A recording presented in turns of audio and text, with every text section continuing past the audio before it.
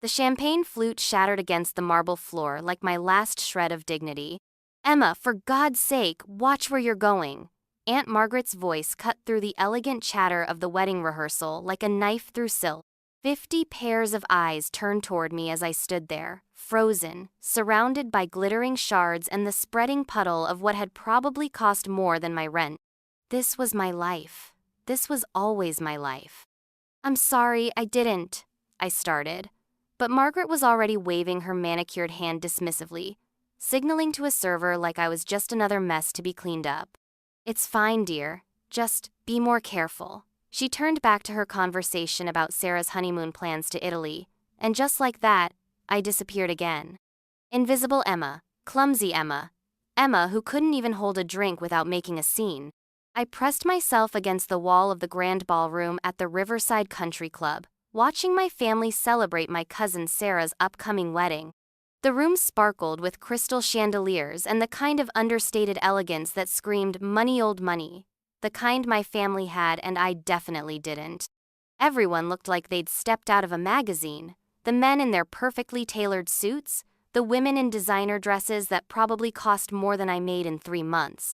And then there was me, Walmart dress, thrift store shoes, and the kind of quiet desperation that comes from being 32 years old and still disappointing everyone who shared your DNA. "Emma," my mother's voice carried across the room, bright and artificially cheerful in the way it got when she was trying to include me in conversations I clearly didn't belong in. "Come meet Sarah's future mother-in-law, Mrs. Worthington. She was just asking about the family." I made my way across the room, dodging servers and trying not to bump into anyone else. Mrs. Worthington was exactly what you'd expect from someone, with that Neanderthal, elegant, with silver hair pulled back in a perfect chignon, and the kind of posture that suggested she'd never slouched a day in her life. "This is my daughter, Emma," Mom said, and I caught the slight hesitation before daughter, like she was still deciding whether to claim me. Mrs. Worthington extended a perfectly manicured hand. "Lovely to meet you, dear. And what do you do?" The question every unemployed person dreads. The question that had haunted family gatherings for the past 2 years. "I'm a writer," I said, because it was technically true, even if it felt like a lie. "Oh, how wonderful. What kind of writing? Journalism? Marketing?" "Fiction. I wrote a novel." Mrs. Worthington's smile became the kind reserved for children who just announced they wanted to be astronauts. "How nice. And have you published it?" "Yes, actually, it's called The Glass Soul." "Self-published," my mother added quickly like it was an apology. "You know how it is with these creative types, always chasing dreams." The conversation moved on, as conversations about my life always did. Mrs. Worthington asked about my cousins, Sarah the marketing executive, David the doctor, Jennifer the lawyer, people with real careers, people who made their parents proud. I excused myself and found refuge in the corner near the dessert table, where I could observe without being observed.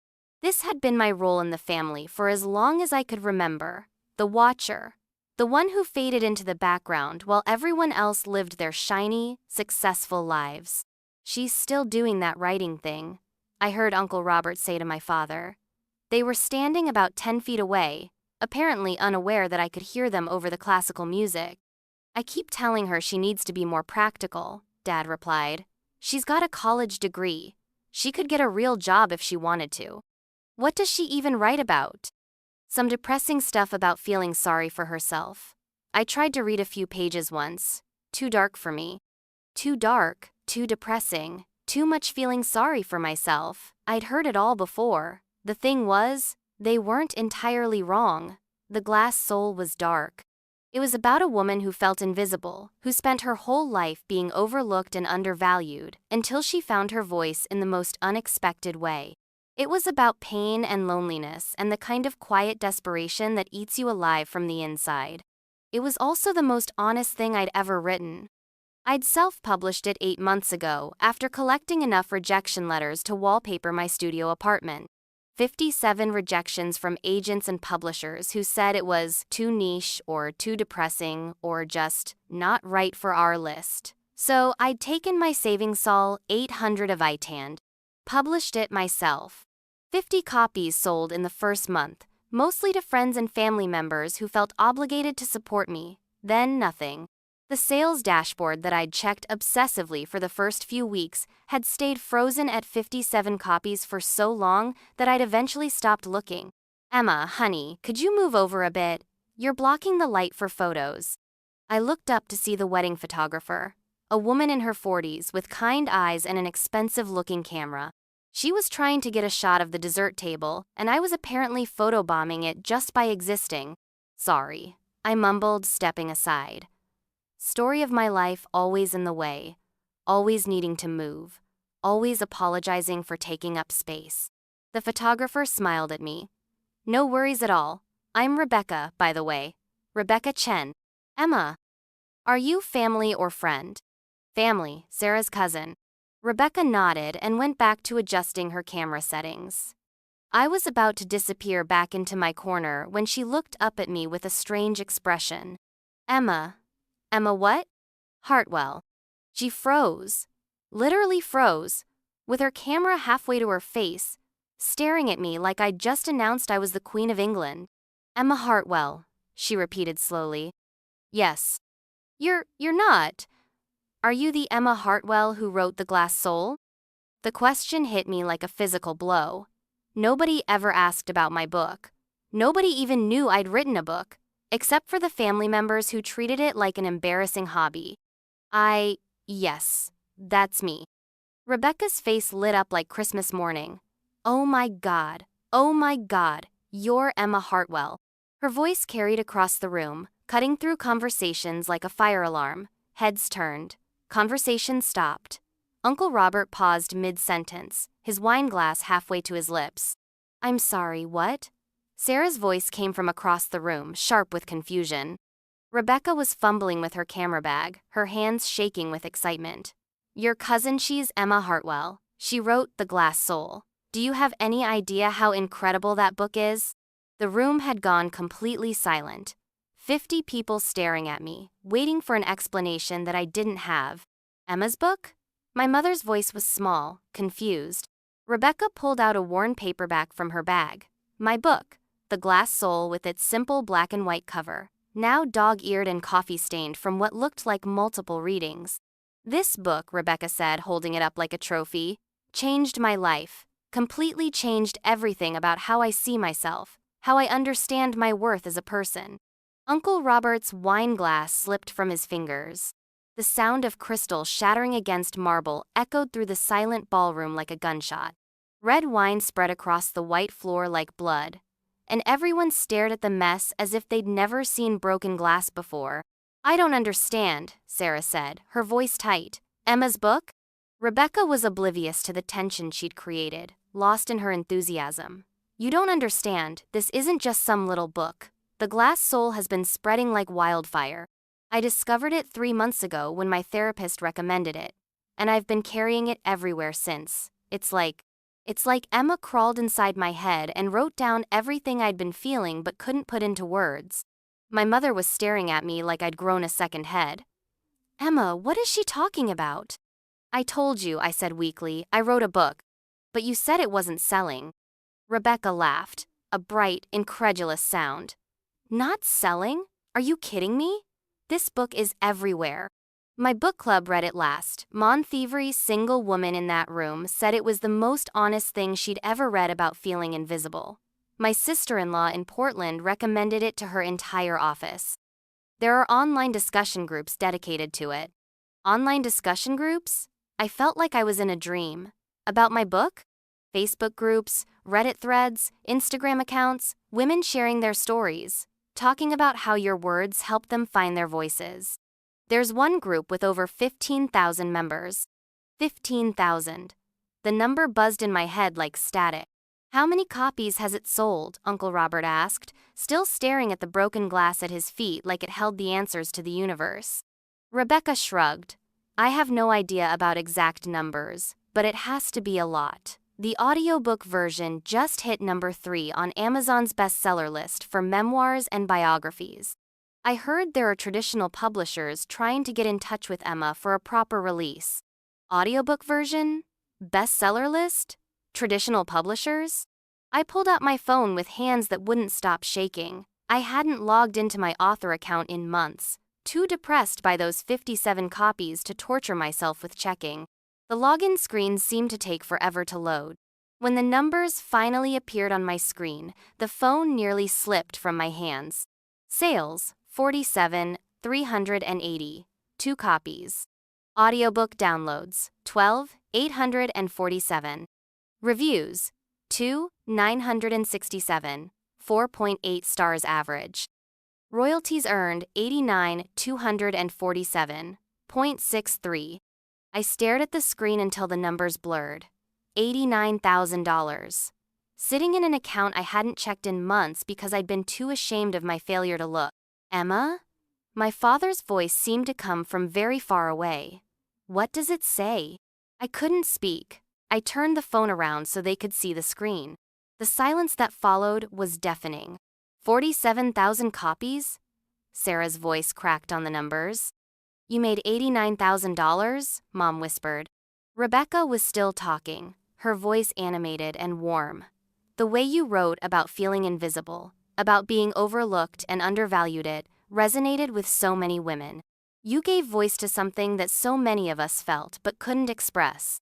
The chapter where the main character realizes that being invisible isn't a flaw, it's a superpower because it means she sees everything everyone else misses, that changed my entire perspective on my life. I remembered writing that chapter. I'd been crying at my laptop at 2 a.m., pouring my heart out about a lifetime of being ignored and dismissed. I'd written it because I needed to believe it myself that there was power in being the one who watched, who listened, who saw the truth that everyone else was too busy to notice. My marriage was falling apart, Rebecca continued. I felt like I didn't matter, like I was just there to manage the household and take care of everyone else while my own dreams disappeared. Your book helped me realize that I'd been giving away my power by trying to be what everyone else needed instead of figuring out what I needed. And it worked? I asked, my voice barely audible. It saved my marriage. My husband and I went to counseling, had the hardest conversations of our lives, but we figured it out. And I finally started my photography business, something I'd been dreaming about for 10 years but never had the courage to try. I looked around the room at my family's faces. Uncle Robert looked like he'd been hit by a truck. Aunt Margaret's mouth was hanging open, her perfect lipstick suddenly garish against her pale skin. My parents looked lost, like they'd walked into the wrong movie and couldn't find the exit. But it was Sarah's face that broke something inside me. She looked smaller somehow. For the first time in our lives, she wasn't the successful one, the accomplished one, the one everyone bragged about. And the way she was looking at me wasn't congratulatory, it was wounded, maybe even angry. So all this time, Sarah said slowly, while we've been worrying about you, feeling sorry for you, treating you like the family failure, you've been more successful than any of us? I didn't know. You didn't know? Her laugh was sharp, bitter. You didn't know that you'd touched thousands of people's lives? You didn't know that you'd actually made something meaningful while the rest of us have been chasing paychecks and impressing people we don't even like? Rebecca seemed to finally sense the tension in the room. I'm sorry, I didn't mean to interrupt a family celebration. When I recognized you, I had to say something. Your book literally saved my marriage, maybe even my life. I was in such a dark place before I read it. She turned back to me, her eyes bright with tears. Thank you. For being brave enough to share your story. For helping the rest of us realize we're not alone in feeling like ghosts in our own lives. After she walked away to continue photographing the rehearsal, the silence stretched between us like a chasm. I could hear the clink of glasses and laughter from other parts of the room. Normal people having normal conversations at a normal wedding rehearsal. But our little corner of the world felt frozen, suspended in this moment of revelation that had shifted everything. Emma, my father said finally, his voice gentle but confused. Why didn't you tell us? How could I explain that I'd been so conditioned to failure, so used to being the disappointment, that I'd assumed this was just another dead end? How could I tell them that every time I'd tried to share something I was excited about, they'd found ways to diminish it, to bring me back down to earth, to remind me to be realistic? I stopped checking the numbers months ago, I said. The first few weeks, I was obsessed with the sales dashboard. But it was stuck at 50-something copies for so long that I just gave up. I assumed it was another failure, so I tried to forget about it and move on. But people were buying it, Jennifer said. My lawyer cousin, who hadn't spoken to me in months, was staring at me like I was a puzzle she couldn't solve. Apparently, but I didn't know that because I stopped looking. I've been living like I always live, like nothing I do matters, like I'm not worth paying attention to. The words hung in the air, heavy with years of accumulated hurt. I hadn't meant to say them, but there they were, the truth I'd been carrying around my entire life. Emma, Mom said, and her voice was softer than I'd heard it in years. We never meant to make you feel like that. Didn't you? The question came out sharper than I intended. When was the last time any of you asked about my writing without immediately suggesting I get a real job? When was the last time you talked about me to someone without apologizing for my choices? Silence. Do you know what it's like, I continued, the words pouring out like water through a broken dam, to spend your entire life feeling like a disappointment? To have your own family treat your dreams like they're embarrassing hobbies you'll eventually grow out of? We were trying to be practical, Uncle Robert started. No, you were trying to make me small, because big dreams are messy and unpredictable and they make people uncomfortable. It's easier to have family members with nice, safe, predictable careers than to support someone who's trying to do something different. Sarah was looking at her hands, her engagement ring catching the light from the chandeliers. I can't believe you wrote something that meaningful and never told us it was doing well. I told you I wrote it. You called it depressing. Because it is depressing, she snapped, then immediately looked like she regretted it. I mean, it's about sad things, pain and loneliness and feeling worthless. And that's exactly why it resonated with so many people, I said quietly. Because pain and loneliness and feeling worthless are part of the human experience. Just because you don't want to acknowledge those feelings doesn't mean they don't exist. But why couldn't you write something happy? Something uplifting? Because I wasn't happy. I wasn't uplifted. I was drowning, and the only way I could save myself was to write about it honestly. Rebecca's words echoed in my head. You gave voice to something that so many of us felt but couldn't express. That's what I'd done, without even realizing it. I'd written my truth, my pain, my experience of feeling invisible, and it had helped other invisible people feel seen. The photographer said there are discussion groups, David said. My doctor cousin, always practical, always focused on facts. 15,000 people in one group alone. I nodded, still trying to process it all. What do they talk about? I have no idea. I didn't even know they existed until 5 minutes ago. Maybe we should look, Mom suggested tentatively. I pulled out my phone again and searched for the Glass Soul discussion groups. The results made my head spin. Facebook groups, Reddit communities, Goodreads discussions, Instagram hashtags, thousands upon thousands of people talking about my book. I clicked on the largest Facebook group, Glass Souls, Finding Our Voices, 18,347 members. The recent posts made my eyes blur. Chapter 12 destroyed me in the best way. I've never felt so seen. Emma Hartwell saved my life. I'm not being dramatic, she literally saved my life. This book should be required reading for every woman who's ever felt invisible. I bought 5 copies to give to friends. This needs to be in every woman's hands. My therapist recommended this, and it's been more helpful than 2 years of therapy. I can't believe this is a self-published book. This writing is better than most traditionally published novels I've read. I scrolled through post after post of people sharing their stories, their pain, their breakthroughs. Women who'd left bad marriages, started new careers, found their voices, stood up for themselves all, because something in my words had given them permission to value themselves. Look at this, I said, showing the phone to my family. They gathered around, reading over my shoulder. They're calling you a hero, Jennifer whispered. I'm not a hero, I wrote about being sad and invisible because that's how I felt. And that made other sad, invisible people feel less alone, Sarah said quietly. That's actually beautiful. I looked at her, surprised by the emotion in her voice. I've never done anything that meaningful, she continued. I create marketing campaigns for products nobody needs. I convince people to buy things that won't make them happy. But you wrote something that actually helps people. Your job is important too. No, it's not. Not like this. She gestured at my phone. These people are talking about how your book changed their lives. When was the last time anyone said that about a marketing campaign? The conversation was interrupted by the rehearsal dinner coordinator announcing that it was time to take seats for the meal. As everyone began moving toward the dining area, I found myself standing alone again, but it felt different this time. Instead of being forgotten, I felt like I was in the eye of a hurricane, everything swirling around me while I tried to process what had just happened. Emma. My mother appeared beside me, her face soft with something I couldn't quite identify. I owe you an apology.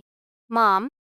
No, let me say this. I've spent years trying to push you toward what I thought was success, what I thought would make you happy and secure, but you found your own path, and it's more meaningful than anything I ever imagined.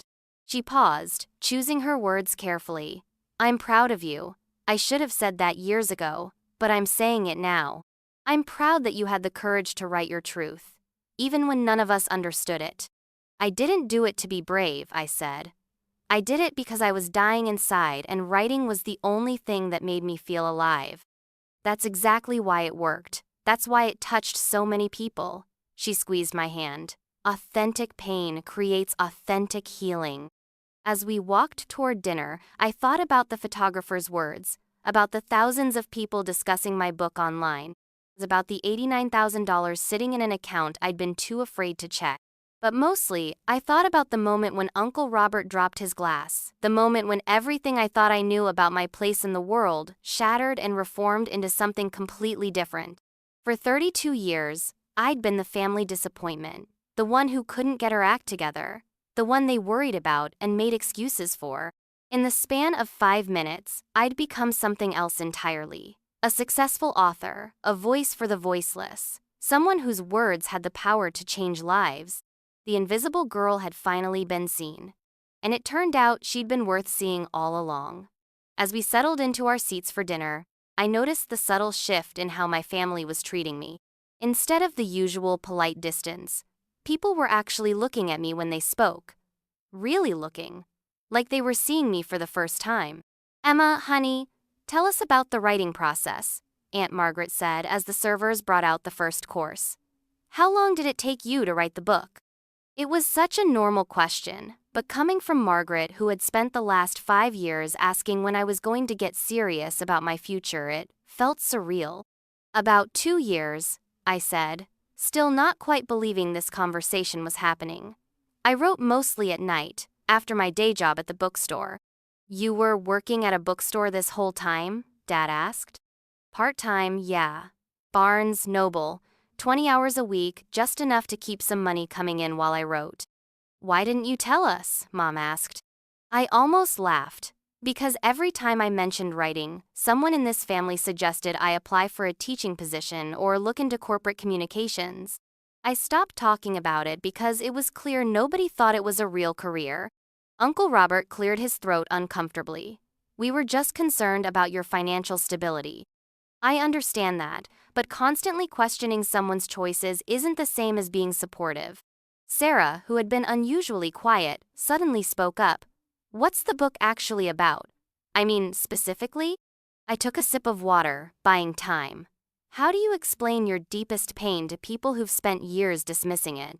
It's about a woman named Grace who feels invisible in her own life. Her family overlooks her. Her coworkers don't take her seriously. Even strangers seem to look right through her. She starts to believe that maybe she really is worthless, that maybe she doesn't deserve to take up space in the world. The table was completely silent, everyone focused on their plates or their wine glasses. But then she starts paying attention to other invisible people, the janitor everyone ignores, the elderly woman at the grocery store, the shy kid in her neighborhood. And she realizes that being invisible gives you a unique perspective. You see things that busy, important people miss. You notice the small kindnesses, the quiet struggles, the real human moments that happen when people think no one's watching. And then what happens? Jennifer asked softly. Grace starts using that perspective. She becomes a witness, a voice for people who feel voiceless. She writes about what she sees, what she feels, and she discovers that her invisibility wasn't a flaw, it was a superpower she just didn't know how to use. Is Grace you? Sarah asked. Grace is every woman who's ever felt like she doesn't matter. But yeah, a lot of her experiences come from my own life. The servers brought out the main course, but nobody seemed particularly interested in eating. The energy at the table had shifted into something deeper, more serious than typical wedding rehearsal conversation. I need to ask you something, Sarah said suddenly. And I need you to be honest with me. I nodded. Do you think I'm one of those people who makes others feel invisible? The question hung in the air like smoke. I could see the anxiety in Sarah's eyes, the genuine fear of what my answer might be. Sometimes, I said gently, but not intentionally.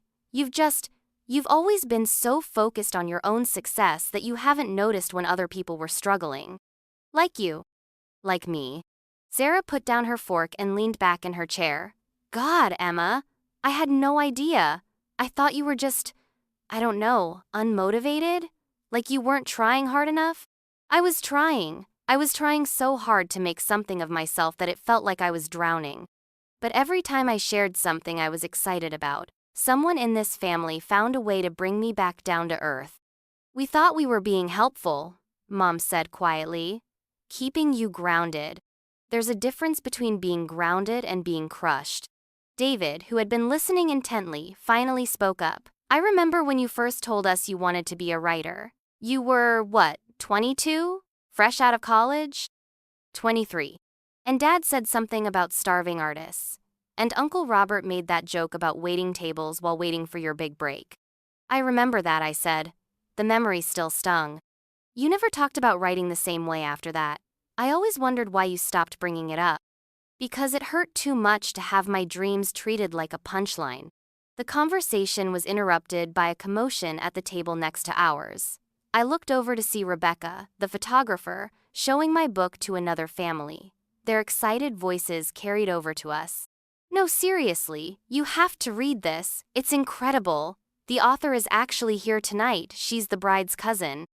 More people were turning to look at our table. I felt my face burn with a combination of pride and embarrassment. Is this what fame feels like? I asked Sarah, trying to lighten the mood. She smiled, but it didn't reach her eyes. I wouldn't know. I've never done anything worth being famous for. Sarah. No, I'm serious. I make good money. I have a nice apartment. I'm marrying a successful man. But when was the last time someone's life was changed by a marketing campaign I created? When has anything I've done mattered beyond making rich people richer? The vulnerability in her voice surprised me. This was not the confident, self-assured Sarah I'd grown up with. Your work matters, I said, though the words felt hollow even as I spoke them. Does it? Really? Or am I just good at convincing myself it does because the alternative is admitting I've wasted the last 10 years of my life? Before I could respond, my phone buzzed with a text message. Then another. Then 5 more in rapid succession. I glanced at the screen and felt my heart stop. The messages were from numbers I didn't recognize, but they all said variations of the same thing. Hi Emma. I got your number from the Glass Souls Facebook group. Your book saved my marriage.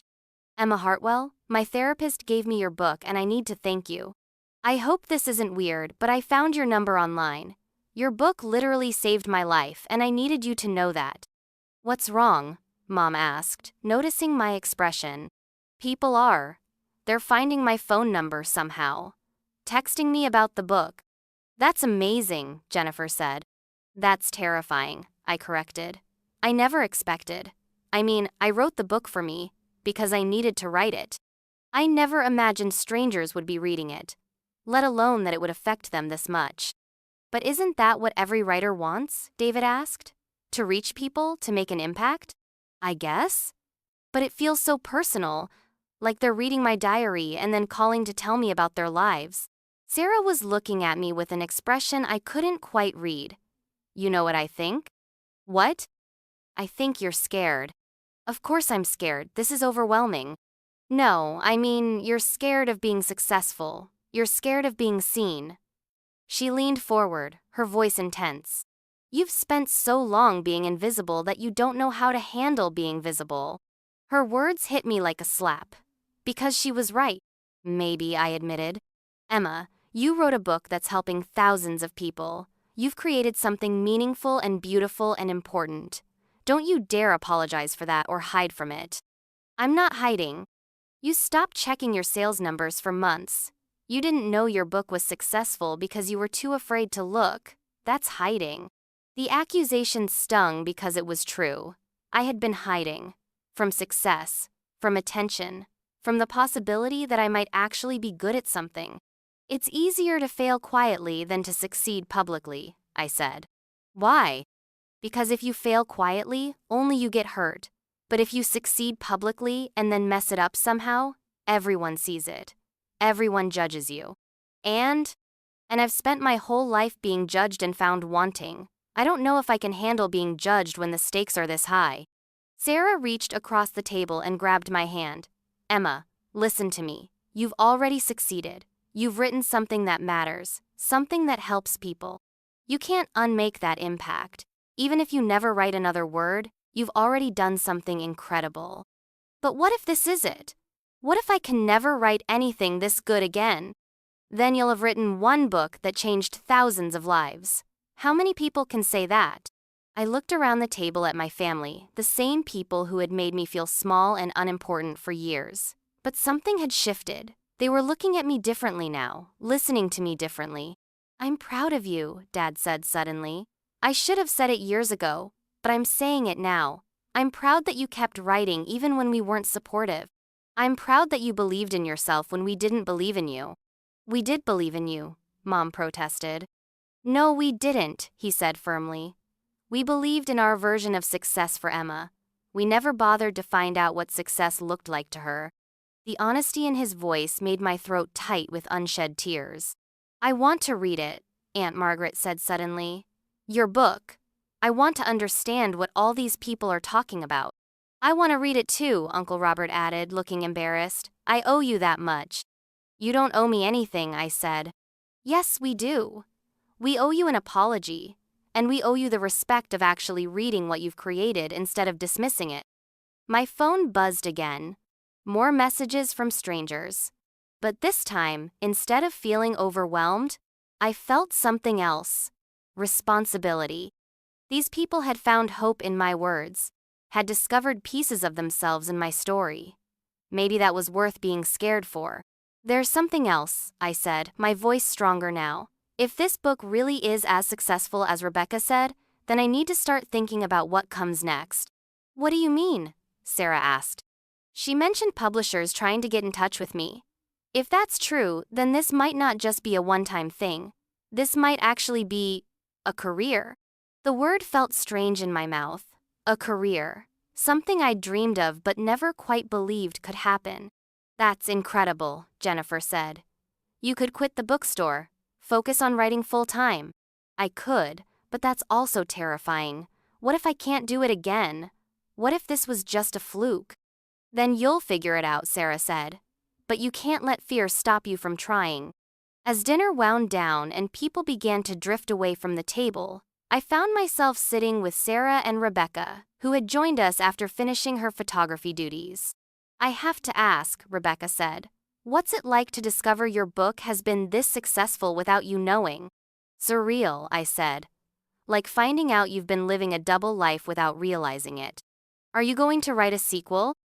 I don't know. I never planned for there to be more than one book. I wrote The Glass Soul because I needed to, not because I thought it would launch a career.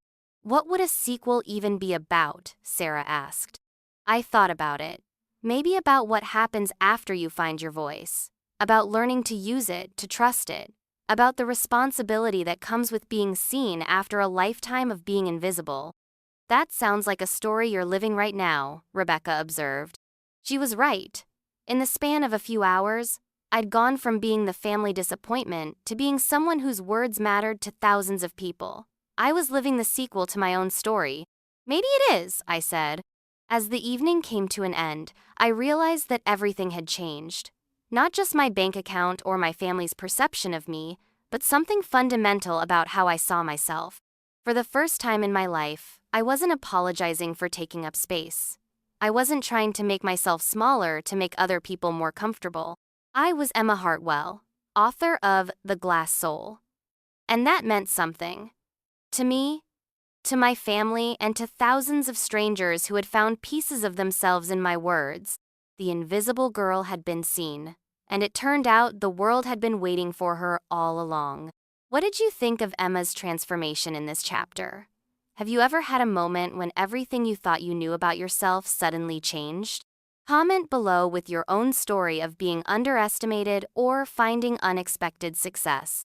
Don't forget to subscribe for Chapter 2, where we'll see how this revelation affects not just Emma, but her entire family dynamic. Share this story with someone who needs to be reminded that their voice matters. You never know whose life might be changed by reading it.